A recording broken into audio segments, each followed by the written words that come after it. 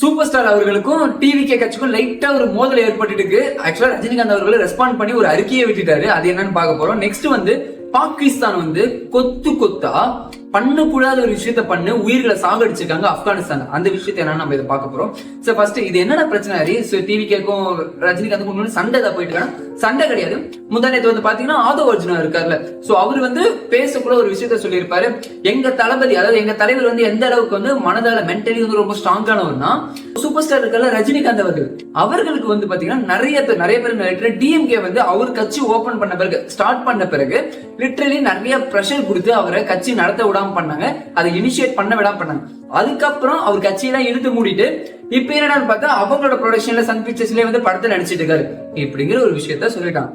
இவரோட இந்த பேச்சுக்கு வந்து பாத்தீங்கன்னா சுத்தி இருக்கிற நிறைய தலைவர்கள் வந்து எடப்பாடியா இருக்கட்டும், அண்ணாமலை அவர்களா இருக்கட்டும், பிஜேபியோட தலைவரா இருக்கட்டும், அப்புறம் வந்து ராமதாஸ் அவர்களா இருக்கட்டும், அன்புமணி ராமதாஸ், இந்த மாதிரி எல்லாருமே வந்து இல்ல இது பேசியிருக்க கூடாது, தப்பு அப்படின்னு சொல்லிட்டு சூப்பர் ஸ்டாருக்கு பக்கம் வந்து ஸ்டாண்ட் எடுத்து சொல்லியிருந்தாங்க. இது அப்படியே ஒரு நாள் கடந்தது. இன்னைக்கு வந்து பாத்தீங்கன்னா சூப்பர் ஸ்டார் அவர்கள் வந்து அவரோட அபிஷியல் பேஜ்ல ஒரு அறிக்கையை விடுறாரு. அதாவது முக்கியமா ஒரு வேர்டு வந்து கடைசியில போறாரு. என்ன அப்படின்னா, காலம் டைம் பேசாது, காத்திருக்கும், பதில் சொல்லும் அப்படிங்கிற ஒரு விஷயத்த சொல்லியிருக்காரு. அதாவது இப்ப என்ன நீங்க சொல்றதுக்குலாம் சொல்ல முடியாது, வெயிட் பண்ணி பார்த்தா ஃபியூச்சர் எல்லாத்துக்கும் பதில் கொடுக்கும் அப்படின்னு ஒரு விஷயத்த மென்ஷன் பண்ணிருக்கு. அதுக்கு மேல வந்து என் மேல தப்பான அவதூறு வச்சிருக்கீங்க, அது உண்மை கிடையாது, அது உண்மை இல்லைங்கிறத எல்லாத்துமே எதிர்த்த இந்த லீடர்ஸ்க்கு, எடப்பாடி பழனிசாமி அவர்களுக்கு, அண்ணாமலை அவர்களுக்கு, அப்புறம் பிஜேபியோட தலைவர் அவர்களுக்கு, அன்புமணி ராமதாஸ் அவர்கள், இந்த மாதிரி எல்லா தலைவர்கள் யார் யாரெல்லாம் வந்து எல் முருகன் அவர்கள், இந்த மாதிரி யார் யாரெல்லாம் சப்போர்ட் பண்ணாங்க எல்லாருக்கும் ஒரு நன்றின்னு சொல்லிட்டு என்னோட ஃபேன்ஸ் எல்லாருக்குமே ரொம்ப நன்றி அப்படின்னு சொல்லிட்டு அந்த அறிக்கையில சொல்லி முடிக்கிறேன். ஆக மொத்தம் சொன்னது தப்பு, நான் வந்து பயந்து டிஎம்கேவோட சூழ்ச்சினாலையெல்லாம் என் கட்சியை விடல அப்படிங்கிறது. ஆக்சுவலா பாத்தீங்கன்னா 2020 இவர் கட்சி ஸ்டார்ட் பண்ணாருங்க. நம்மளோட சூப்பர் ஸ்டார் வந்து லிட்டரலி கட்சி ஸ்டார்ட் பண்ணி ஒரு 1 மந்த்லயே வந்து பாத்தீங்கன்னா 3 பேஜுக்கு அறிக்கை எடுத்துட்டு இந்த மாதிரி வந்து என்ன சொல்லியிருக்காரு அப்படின்னா, நான் வந்து கட்சி வந்து இதுக்கு மேல நடத்த போறது இல்லை, நம்மளோட வந்து கட்சி வந்து மூடப்படுது. ஏன்னா அப்ப அந்த டைம்ல வந்து Covid, so health issues problem இருக்கு, பேண்டமிக், என்னால மத்தவங்களுக்கு கஷ்டப்பட வேண்டாம், என்னோட ஹெல்த் இஷ்யூஸும் ரொம்ப முக்கியம், அதனால என்னால கட்சி நடத்த முடியுமா தெரியல, சோ அதனால இந்த கட்சியோட வேலைகள் இதோட க்ளோஸ் அப்படின்னு சொல்லிட்டு தான் அந்த கட்சி எடுத்து மூணாரு. பிளஸ் இப்போ ஆதவ் அர்ஜுனா வந்து டிஎம்கேவோட பிரஷர்னால மட்டும்தான் இந்த மனுஷன் வந்து கட்சியெல்லாம் விட்டு போயிட்டு இப்ப அவங்களோட ப்ரொடக்ஷனே பயந்து போய் நடிச்சிட்டு இருக்காரு அப்படிங்கிற ஒரு விஷயத்த சொல்லதான் இது இவ்வளவு பெரிய விஷயம் ஆச்சு. இப்ப அபிஷியலா ரஜினிகாந்தோட ஆல்ரெடி ஸ்டாண்ட் வந்து க்ளோஸ் டு டிஎம்கே தான் இருந்தது. இப்ப அபிஷியலா டிவிகேல இருக்கிற ஒரு நபருக்கு அகைன்ஸ்டா வந்து ஒரு அறிக்கையை விட்டுருக்காரு. சோ இதுதான் இது ஒரு விஷயம். இன்னொரு விஷயம் என்ன அப்படின்னா, பாகிஸ்தான். நம்ம இங்க மிகப்பெரிய ஒரு வாரம் பார்த்துட்டு இருக்கோம். இஸ்ரேல், ஈரான், யூஎஸ் இப்படின்னு போயிட்டு இருக்கு. பட் நம்மளோட பக்கத்து நாட்டுல பாகிஸ்தானுக்கு ஆப்கானிஸ்தானுக்கு கிட்டத்தட்ட ஒரு 2.5 வாரத்துக்கு மேல அவங்களுக்குள்ள ஒரு பிரச்சனை போய்கிட்டே, ஒரு கான்ஃபிளிக்ட் நடந்துகிட்டே தான் இருக்கு. நேத்துங்க கரெக்டா திங்கட்கிழமை நைட்டு 9 மணிக்கு பாகிஸ்தான் வந்து ஹேஷ்டேக், ஓகேங்களா, அவங்க வந்து வான்வெளி மூலமே வந்து தாக்குதலை நடத்திருக்காங்க ஆப்கானிஸ்தான் மேல.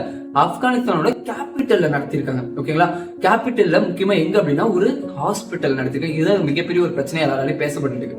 அந்த ஹாஸ்பிட்டல்ல அது எந்த மாதிரி ஹாஸ்பிட்டல், ட்ரக்ஸ் எடுத்துக்கிறாங்க, அதுல இருந்து மறுபடியும் வெளியே வரணும் அப்படின்னு சொல்லிட்டு ரீஹாபிலிட்டேஷன் சென்டர் சொல்லி ட்ரக் ரீஹாபிலிட்டேஷன் சென்டர், அந்த சென்டர்ஸ்ல கிட்டத்தட்ட 200 பெட் ஃபெசிலிட்டி இருக்கு, பெரிய ஹாஸ்பிட்டல். அந்த ஹாஸ்பிட்டல் தான் இப்ப பாகிஸ்தான் வந்து ஹேஷ்டேக் நடத்திருக்காங்க. சோ அந்த ஸ்ட்ரைக்ல எத்தனை உயிர்கள் இழந்திருக்கு அப்படின்னு பார்த்தீங்கன்னா, இது வரைக்கும் கிட்டத்தட்ட வந்து 460 இருந்து 500 உயிர்கள் போயிருக்கு இந்த தாக்குதல் அப்படின்னு சொல்லப்பட்டிருக்கு. அது இல்லாம 200 பேர் நிறைய ஒரு பயங்கரமான இன்ஜுரி நடைபெற்றிருக்கு அப்படின்னு சொல்லியிருக்காங்க. ஈவன் ஆப்கானிஸ்தான் சைட்ல இருந்து என்ன சொல்லியிருக்காங்கன்னா, இது வந்து தாக்குதல்ல ஹியூமனிட்டிக்கு அகைன்ஸ்டா ஒரு ஹாஸ்பிட்டல் மேல கேவலம் இவங்க தாக்குதல் நடத்திருக்காங்க, இது மிகப்பெரிய ஒரு கிரைம் அப்படின்னு சொல்லியிருக்காங்க. பாகிஸ்தான் தரப்புல இருந்து என்ன வழக்கம் போல ஏதோ ஒரு கதையை கொடுப்பாங்க. என்ன கொடுத்துட்டாங்க, இல்லப்பா அது வந்து ஹாஸ்பிட்டல் ஆனால் கிடையாது, அது வந்து ஆக்சுவலா வந்து இவங்களோட மிலிட்டரி பர்பஸ்க்காக யூஸ் பண்ணிட்டு இருந்தாங்க, அதனாலதான் நாங்க அதை டார்கெட் பண்ணி அடிச்சோம், நிறைய மிலிட்டரி ரிலேட்டடான எக்யூப்மெண்ட்ஸ் எல்லாமே அதுக்குள்ள வச்சிருந்தாங்க அப்படின்னு சொல்லிட்டு. அப்போ அந்த இடத்துல ஆல்ரெடி ட்ரீட்மெண்ட் எடுத்துட்டு இருந்த சில நபர்கள் சொல்றாங்க, அதுல இருந்து உயிர் படைச்சிருப்பாங்க. அதுல ஒருத்தர் சொல்றாரு, நானே வாலண்டரியா இங்க நான் வந்து சர்வீஸ் பண்ணலாம்னு வந்தேன், எல்லாருக்கும் இங்க வந்து என்னோட ரூம்மேட்ஸ் ஒரு 25 பேர் இருக்காங்க, இதுதான் என்னோட கடைசி உலகம் அழிய போற மாதிரி இருந்தது. அந்த ஒரு தருணம் எப்படி அவங்க பாம்பு ஸ்ட்ரைக் பண்ணக்குள்ள அந்த இடம் வெடிப்புகள் வரக்குள்ள உலகம் அழிய போற மாதிரி இருந்தது.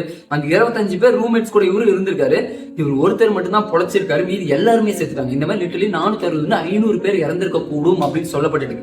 சரி, இதுக்கு இந்தியாவோட ஸ்டாண்ட்ஸ் என்ன? ஆப்வியஸ்லி இந்தியாவோட stands will be going to against for பாகிஸ்தானோட அட்டாக், கரெக்ட்டுங்களா? சோ அவங்க என்ன பண்ணிருக்காங்க, இந்த ரமதான் நாட்கள்ல கேவலம் போய் ஒரு ஸ்கூல் இல்ல, ஐ மீன் ஒரு ஹாஸ்பிட்டல் மேல போயிட்டு நீங்க ஒரு தாக்குதல் நடத்திருக்கீங்க, இது உண்மையாலுமே ரொம்ப ஒரு மோசமான விஷயம் அப்படின்னு சொல்லிட்டு இந்தியாவோட ஸ்டாண்ட் இப்ப எடுத்துருக்காங்க, ஓகேங்களா. ஆப்கானிஸ்தானுக்கு சப்போர்ட்டா தான் எப்பயுமே நிற்பாங்க when compared to Pakistan. So இதே தான் நாம உலகத்துல எல்லாம் பேசிட்டு இருந்தோம்.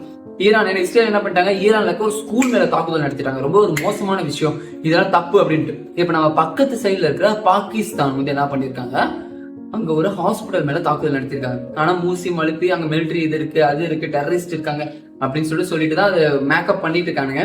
இது ரெண்டு விஷயம் தான் உங்களுக்கு நான் கன்வே பண்ண நினைச்சேன். நீங்க என்ன நினைக்கிறீங்க? ஃபர்ஸ்ட் ஒன், ரஜினி அவர்கள் ஆதவ அர்ஜுனா சொன்னது உண்மைதான். அப்புறம் எதுக்கு அவர் வந்து கட்சி ஆரம்பிச்சாரு, கட்சி ஆரம்பிச்சோடனே ஒரு மாற்று சக்தி வேணும் அப்படின்னு சொன்னாரு, அப்புறம் எதுக்கு மாற்று சக்தி எல்லாம் கொண்டு வராம கட்சியை மூடிட்டு போனாரு? ஆதவ அர்ஜுனா சொன்னது தப்பு இல்லை அப்படின்னு சொல்றீங்களா? இல்ல இல்ல, ரஜினி வந்து உண்மையாவே அந்த பேண்டமிக்ல அவங்களோட ஃபேன்ஸ் கட்சியாளர்கள் யாரும் பாதிக்கூடாது ஹெல்த் இஷ்யூஸ்னால, அதனால தான் க்ளோஸ் பண்ணிட்டு போனாரு, அந்த பையன் ஆதவ அர்ஜுனா வந்து தப்பா சொல்லிட்டாரு அப்படின்னு சொல்றீங்களா? அந்த ஒரு ஆஸ்பெக்ட். இன்னொரு இதுல இந்த போர்ல பாகிஸ்தான் பண்ணது முழுக்க முழுக்க தவறு அப்படின்னு சொல்றீங்களா? இல்ல பாகிஸ்தான் போர்னா உயிர்கள் போக தான் செய்வாங்க, ஹாஸ்பிட்டலா இருந்தாங்கன்னா, கோயிலா இருந்தாங்கன்னா, ஸ்கூலா இருந்தாங்க, அப்படிதான் நடக்கும் அப்படின்னு சொல்றீங்க. உங்களோட கருத்துக்கள் இது என்னவா இருக்கு?